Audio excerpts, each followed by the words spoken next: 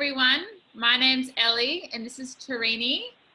We are two doctors from Melbourne who are working with the Waterwell project.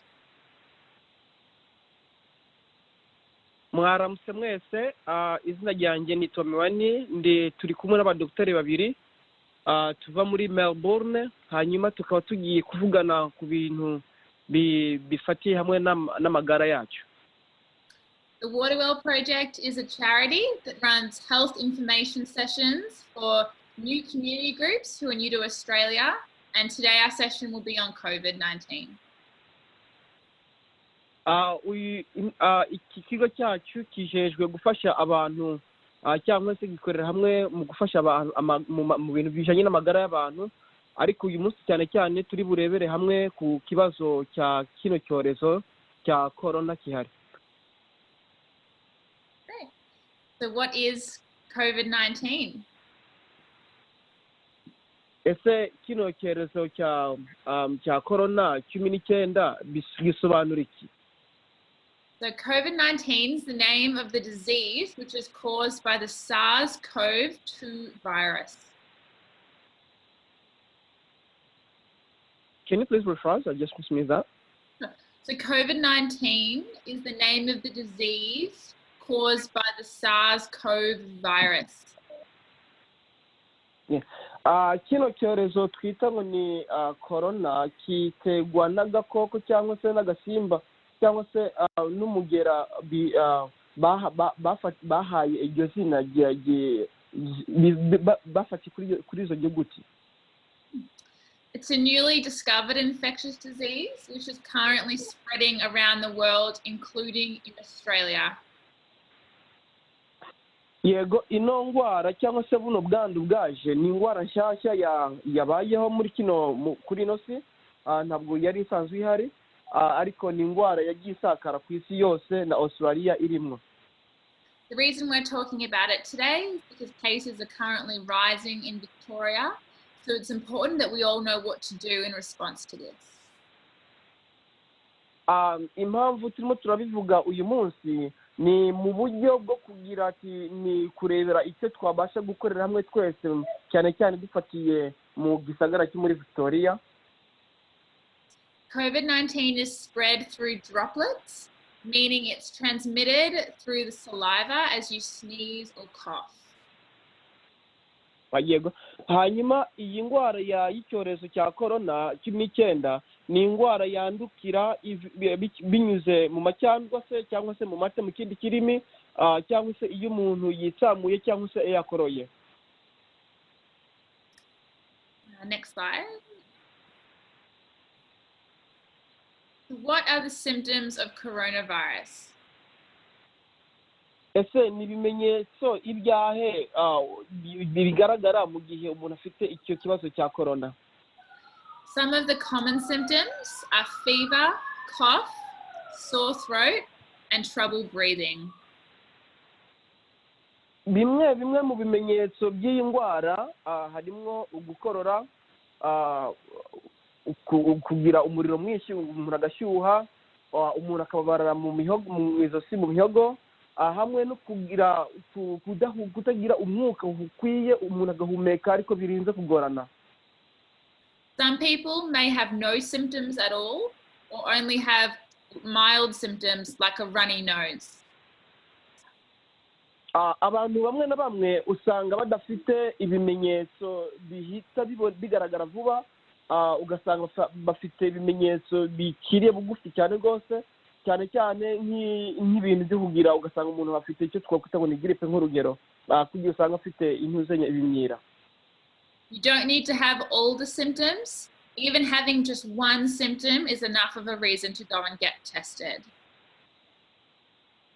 Ntabwo ari ngombwa kugira ati wenda hari uko umuntu yaba afite ibyo bimenyetso byose, ariko ikimenyetso kimwe cyonyine cyatuma ugenda, twasaba yuko kumurerwa cyagituma ugenda bakagupima kugira ati usuzumisha amagara yawe. Whilst most people just have a mild form of the disease, some people can become very sick and will need to go to hospital for assistance with their breathing. abantu bamwe usanga wenda hari bafite ibimenyetso bifatiye bugufi bito bitanagaragara cyane rwose, abandi nabo kumbura usanga ibimenyetso byamaze kugaragara cyane, abo nabo tubasaba kugenda cyane rwose ku bitaro byose babonane n'abaganga babijejwe. Okay, next slide. So, how do we prevent getting COVID-19? Ese twakwirinda gute kugira ati ntitubashe kwandura iyi ngorona ya corona? Two ways is through washing your hands or through using hand sanitizer, and both are equally effective if done properly. Uburyo bubiri, umuntu yakoresha gukaraba amaboko n'ibintu bitunganije, cyangwa se tugakoresha iriya miti yo koza amaboko. When washing your hands, it's important that you wash for 20 whole seconds. So it's a good idea to have a song in your mind and to sing for 20 seconds.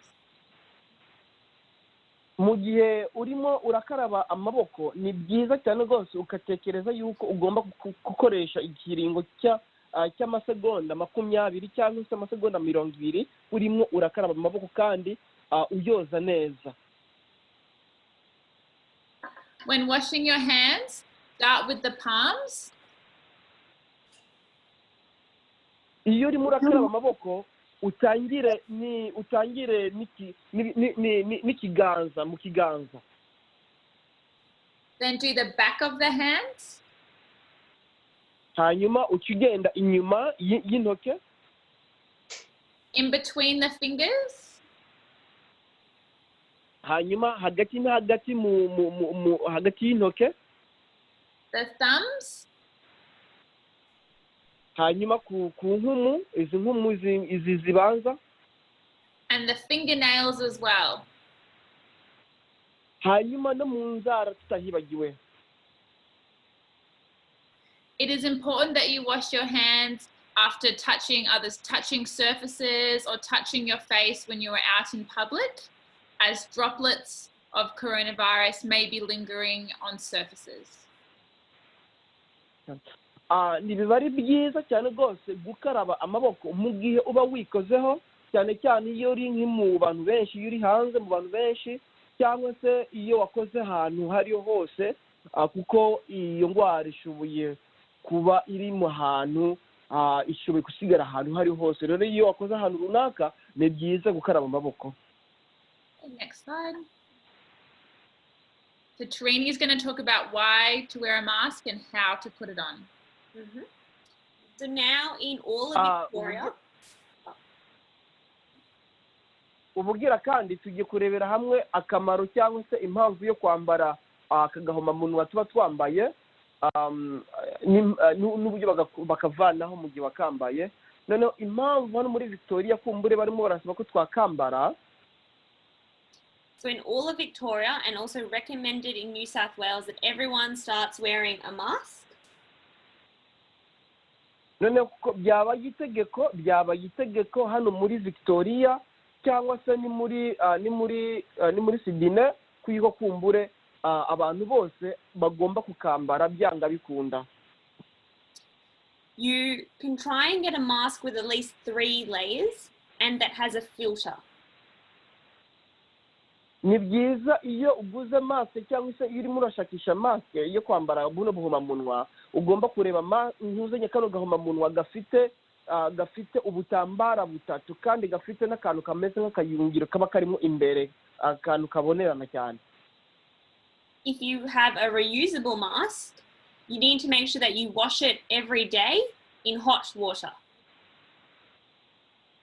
Ushoboye kuba ufite buno buhomamunwa bundi busanzwe bujya bamesura cyangwa se bafura, muri icyo gihe ni byiza iyo wagakoresheje ukamenya kandi ko uri bukoze, kandi mu gukoza ugomba kukamesura mu mazi ashyushye. And if you have a disposable mask, you can only wear 1 mask a day and recommended for a maximum 4 hours. Mu gihe ufite buno buhomamunwa nabwo dukoresha nka rimwe gusa, ni byiza ukakambara kariya gahomamunwa kamwe konye ukambara ikiringo cy'amasaha 4 ukaba ukambuye ugahindura ugakoresha kandi. Why it's important to wear a mask is because firstly, sometimes we can be carrying COVID and not know we're sick. Ese ni akamaro kahe ko kwambara cyangwa se ko umuntu aba afite buno buhomamunwa? Akamaro ka mbere karimo dushoboye kuba impamvu dukambara nuko abantu bamwe dushoboye kuba tugwaye iyi ndwara ya corona tutabizwa tuyigwaye ugasanga tugendana nayo tu. So it helps us prevent spreading it to other people if we don't even know we have it. None muri icyo gihe bidufasha gukingira kuyikwiragiza mu bandi bantu mu gihe tuba tutazi yuko natwe ubwacu tuyifite. Another reason is sometimes when we go to school or to the supermarket, we can't maintain a safe distance from others, and so a mask is helpful in those times. Yego, ikindi kintu niyo cyane nk'iyo twagiye ku ishuri cyangwa se iyo twagiye ku isoko guhaha, biba bigorana cyane rwose umuntu kwihangana cyangwa se kwirinda mu buryo bwose bushoboka. So to put on your mask, you want to have some hand sanitizer and wash your hands for 20 seconds. Mu kwambara ku gahomamunwa ni byiza cyane rwose ugakaraba amaboko yawe cyangwa se ugakoresha uriya muti wo koza amaboko. So my hands are now washed and dry. You want to pick up the mask. Mu gihe You want to pick up the mask mu gihe wakarabye amaboko ukayoza neza, noneho yamara kumuka cyangwa amazi yamara gushiraho ugomba gufata kajya gahomamunwa noneho ukagashiraho. Yeah. And you want to place it over your nose and mouth and pull back. Hanyuma ugomba ugafukisha ku mazuru, hanyuma ukahita ugakurura imbere. And you want there to be a tight seal around the nose and underneath. Kagomba kuba gafashe neza hagati ku mazuru no munsi. When the mask is on your face, try and avoid touching it, especially on the front. Mu gihe wamaze kwambara ku gahomamunwa ni byiza kwirinda cyane kugakorakorako cyane nk'ahandi imbere. Right, and then to take off your mask, again, we wash our hands and try and only touch the back of the mask and pull forward. Mu gihe none wakambaye ugomba kukambura ni byiza kugerageza kugafata hano inyuma ukagakurura ntukore imbere ugafata hano inyuma tu. You want to treat the outside of your mask as contaminated. Ugomba kwishyiramo yuko hano hejuru y'agahomamunwa hano hejuru ugomba kwishyiramo yuko kumbure haba handuye. So try not to touch that area. Noneho ugerageze kudakora cyane rwose aho hantu hagenda hejuru. All right. Ellie, how far do we have to keep from other people with social distancing laws in Victoria and New South Wales now? Ese amategeko adusaba yuko tugomba kuba tutegeranye n'abantu gute cyane hano muri Victoria hamwe ni muri Sydney. So now we need to stay 1.5 meters from other people as much as we can. Bidusaba yuko hagati y'umuntu n'undi hagomba kubaho intera ya metero 1 n'igice. That is at least one very big step away. Byumvikane yuko ni intera nini cyane hagati y'umuntu n'undi, intera nini cyane. The reason we do this is to stop the spread of the virus between two people and it is more likely to spread if you are standing very closely. Impamvu ibi ngibi tubikora ni mu buryo bwo kwirinda gusakaza cyangwa se gukwiragiza kino cyorezo hagati mu bandi bantu. This can be hard to do if there are many people living within one house. Birumvikana yuko ibi ngibi biba bigoranye cyane rwose kubikora mu gihe cyane rwose iyo abantu baturanye ari benshi mu nzu imwe. However, it is important that if someone that you live with is sick, that you keep some distance and you both wear a mask. Ariko ni iby'ingirakamaro kandi ni iby'ingenzi cyane rwose nk'iyo muturanye n'umuntu nawe akaba yigwaye kumugwa kure cyane rwose kandi mwese mukambara agahomamunwa. Next. Now we will talk about the need to stay at home. Ubu none tugiye kuvugana ku kintu cyo kuguma mu rugo. You may be asked to isolate at home because you either have coronavirus yourself or someone that you know or live with has coronavirus. Ubutegetsi cyangwa se ubuyobozi bushe kugusaba kuguma mu rugo mu gihe wowe ubwawe ubwo ufite icyo kibazo cy'iyo ndwara cyangwa se uwo muturanye afite icyo kibazo cy'iyo ndwara cyangwa se mwoba mwarabaye n'umuntu ayifite cyangwa se mwaragirana imigenderanire n'umuntu ayifite. You will be told by someone either at the hospital or at the Department of Health if you need to stay at home to isolate. Icyo gihe uzabibwirwa n'umuntu umwe waba wo ku bitaro cyangwa se wo muri leta akubwira yuko kumbura ati kubw'iyi mpamvu ugomba kuguma mu rugo. As I said before, if you yourself have coronavirus, you cannot leave your house at all unless you are told that you are allowed to. Nk'uko ndimo mvuga mu gihe umuntu yagize icyo kibazo yamaze kwandura iyo ndwara urabwirwa yuko ugomba kuguma mu rugo kiretse gusa bamaze kugutangariza cyangwa se bakakumenyesha yuko ugomba kuva mu rugo mu gihe naho nyine biba bikwiye. If someone that you know has coronavirus, the reason you may be asked to isolate is because you may have it as well and you do not yet have any symptoms. Impamvu kandi bashobora gusaba kuguma mu rugo ni uko kumbure wenda hari ushobora kuba warabanye n'umuntu ayifite ariko wowe akaba atabimenyetso uragaragaza muri icyo gihe kumbure bagusaba kuguma mu rugo. This would be the case if someone you live with tests positive, the whole house may be asked to stay inside. Muri icyo gihe iyo turanye n'umuntu aba yamaze kwigwara bagusaba noneho kuguma mu rugo ukaguma mu nzu. This is very, very important to stop the spread in your community. Ino nkuru cyangwa se irino tangazo ni byiza cyane rwose ko twari kwiragiza muri community yacu mu bandi bantu bakabimenya. Home isolation can be difficult, so it's important that you look after each other and take care of yourself during this time. Turabizi neza yuko kumbure kuba kwishyira mu kato mu rugo biba bigoye cyane rwose ariko ni byiza yuko buri muntu wese yabera ijisho mugenzi we mu gihe muri mu rugo mukareba mu buryo mutabasha gukwiragiza iyo ndwara cyane. Next. Trini, when should you go and see a doctor?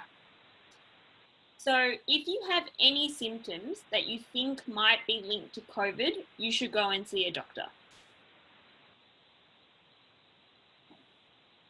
N'iryari wagenda kubonana na docteur mu gihe ufite bino bimenyetso mu gihe ufite ibyo bimenyetso ugomba none kugenda kubonana na docteur. So fever, sore throat, runny nose, cough, chills. Ibimenyetso bikurikira nibyo byatuma ugenda kubonana na docteur. Gukorora, kugira ubushyuhe, kugira umuntu akagira intuzenya ibimyira byinshi cyangwa se umuntu akagira ubushyuhe bwinshi mu mubiri ibyo byose cyangwa ukababara mu mihogo ibyo biri mu bituma wagenda kubona no mu docteur. Ellie, if I've lost my sense of smell and I can't really taste my dinner anymore, do you think I should go and see a doctor? Yeah. So Can you please rephrase the question? If I've lost my sense of smell and I can't taste my dinner anymore, should I go and see a doctor? Ese mu gihe wenda hari nacakaje narimo mpumurirwa n'ibiryo cyangwa n'ikintu icyo ari cyo cyose ese biba ari ngo ngani nkabyuka numva yuko kumure ntiva neza byaba ari ngombwa ko ngenda kubona n'umudokiteri se? This is a good question, as some people may have some uncommon signs of coronavirus, such as loss of taste and smell. Yego ni ibintu by'ingenzi cyane cyane nko ku bantu bamwe baba badafite intuzenya baba bafite ibintu bitandukanye mu mibiri yabo. Muri icyo gihe iyo ntarimo ngira impumuro y'ibintu runaka cyangwa se nanjye ubwanjye ntiyumva, ni byiza yego nkagenda kubona n'umudokiteri. Other less common symptoms also include having muscle pains and having diarrhea. Ibindi bimenyetso nabyo byo ku by'ino ndwara. So it is important that if you generally are feeling unwell or are unsure, to get tested just in case. Imitsi cyangwa se bw'umubiri cyangwa se cyangwa ukumva yuko watakaje imbaraga, muri icyo gihe kumbure ugomba kugenda kubonana n'umudokiteri. Tarini, how can we protect our mental health during this time? So there are lots of things that we can do. Ese none ni gute twakwirinda cyangwa se twarinda ibitekerezo byacu cyangwa se twarinda kutagira ibitekerezo cyane rwose muri kino gihe turimo cya kino cyorezo? Twakora iki twakora? There are lots of things that we can do to protect our mental health. Ni iki se twakora kugira ngo twirinde ntitugire ibibazo cyane cyane byo mu mutwe? Ni ikihe twakora? There's no right or wrong answer, and different things work best for different people. Kuri kino kibazo ntabwo hariho inyishu y'ukuri cyangwa se ntabwo hariho inyishu atari y'ukuri. Some suggestions might be exercise.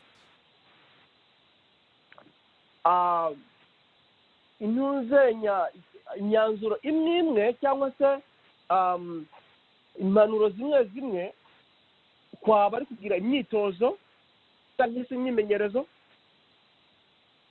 So you are allowed to go outside to exercise, for example, a walk or a run, for maximum 1 hour at the moment.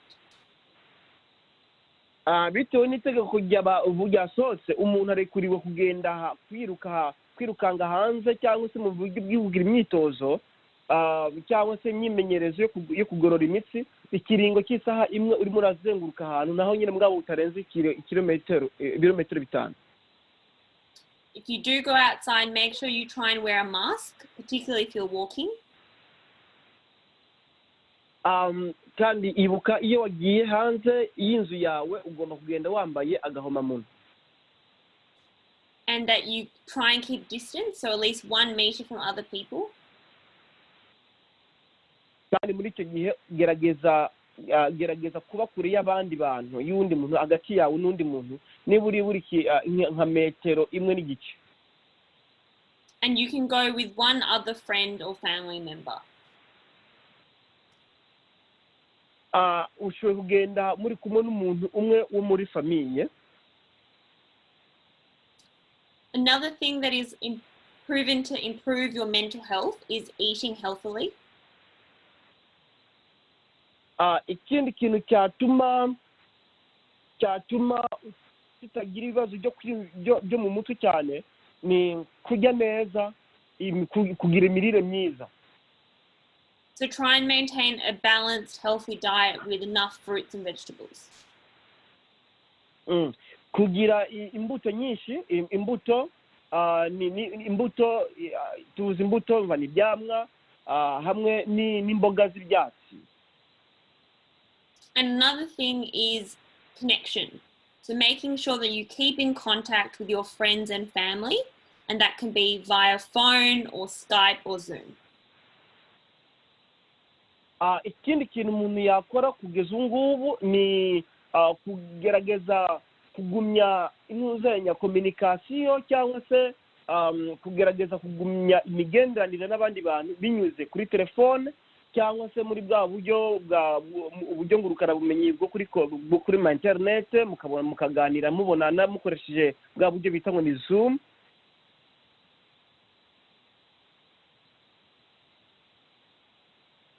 All right. So the main take-home messages from today are, firstly, how to protect yourself and others. So the main things.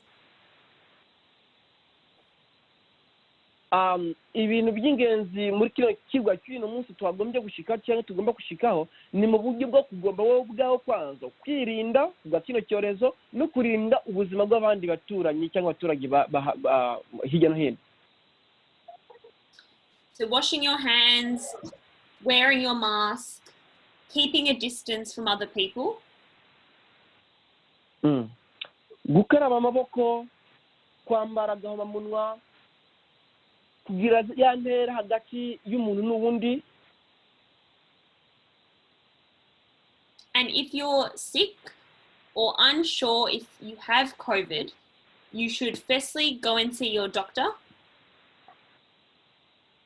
Mu gihe ugwaye utiyumva neza waba utazi ko ufite icyo kibazo cy'ubwo bwandu, genda ubonane n'umudokiteri wawe.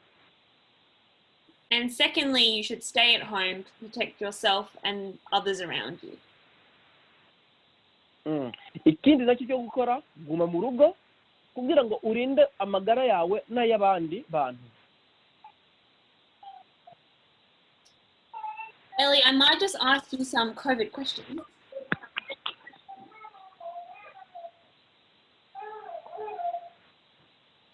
Hari ikibazo ngiye kubaza?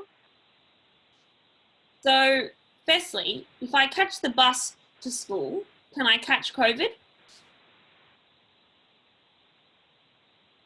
Ese dufate nk'urugero nk'imugihe nafashe mvuye ku ishuri nkurira nkagenda muri bisi nshuye kwandura. So you could catch COVID through getting the bus, especially if you were sitting too close to someone or not wearing a mask. Yego ushoboye kwandura mu gihe wuriye muri bisi cyangwa se muri basi none ukicara iruhande cyangwa se bugufi y'undi muntu mu gihe kandi utambaye kagahomamunwa tuvuga. But it is unlikely that if someone has sat in a seat before you that has COVID, that you will catch COVID from just sitting on a seat. Cyangwa se mu gihe wagiye kwicara aho hantu mu gihe wicaye ahantu kumbure ahandi umuntu yari yicaye yarayigwaye muri icyo gihe kumbure ushoboye kumva yuko wakwandura. Ellie, I'm a bit scared to go and get my COVID swab because I heard that I could possibly catch COVID. Do you think this is true? Can you please refer the question? I'm scared to go and get my COVID swab because some people have told me that I could catch COVID by going to get my swab done. Ko harimo abantu bavuga yuko ngo iyo umuntu agiye gupimisha icyo cyorezo cya corona ngo umuntu ashobora no kuyandura. Ho bimeze gute? Is that true or false, Ellie? Ese uko ni ukuri cyangwa se ntabwo ari ukuri? So this is not true. You cannot catch COVID from getting a COVID test. Mu by'ukuri icyo kibazo nakivuga yuko kumbure abantu bavuga yuko bashobora kwandura ubwandu bwa corona mu gihe bagiye gupimisha ntabwo ari ukuri ntabwo ushobora kwandura icyorezo cya corona ku gipimo barimo baragukorera. What the test involves is a small cotton ball on a stick in your nose and then in your mouth. Igipimo bakoresha na gati kagufi cyangwa se agati gatonya kariko agapampa umuntu bashira mu mazuru no mu kanwa bakoza mu mazuru no mu kanwa. It only takes 10 to 20 seconds and it is not painful. Iki gipimo gishoboye gufata amasegonda angana kuri 10 cyangwa se kuri 20 kandi ntabwo kinababaza cyane.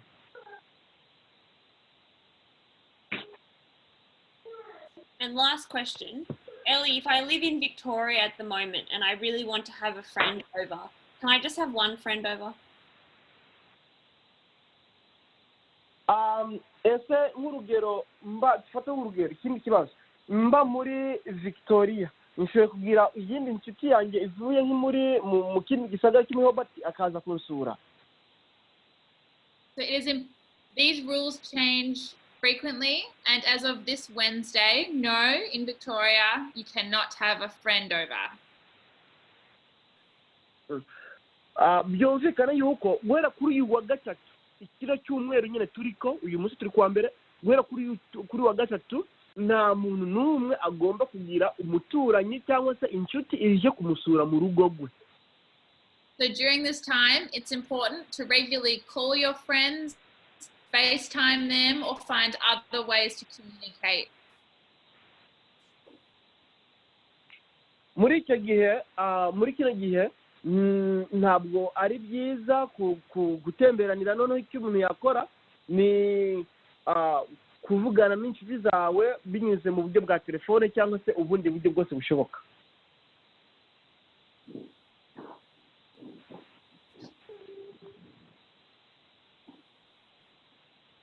Okay. We have a list of resources here that you can go to if you need further information on COVID.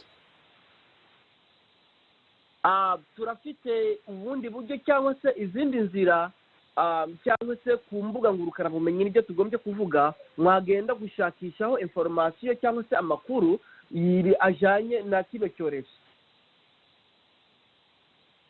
If you're confused, you can always call the hotline or visit your doctor to ask more questions.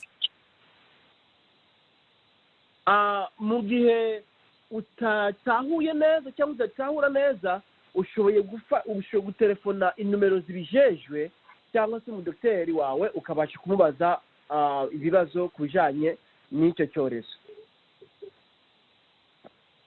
And most importantly, you just need to look out for yourself and look out for the others around you. Ikindi cy'ingenzi cyane ni icyo kwitaho umuntu akireba ubwiwe kandi mu by'ukuri akareba n'amagara cyangwa se ubuzima bw'abandi bantu baturanye cyangwa se bo muri community muri rusange.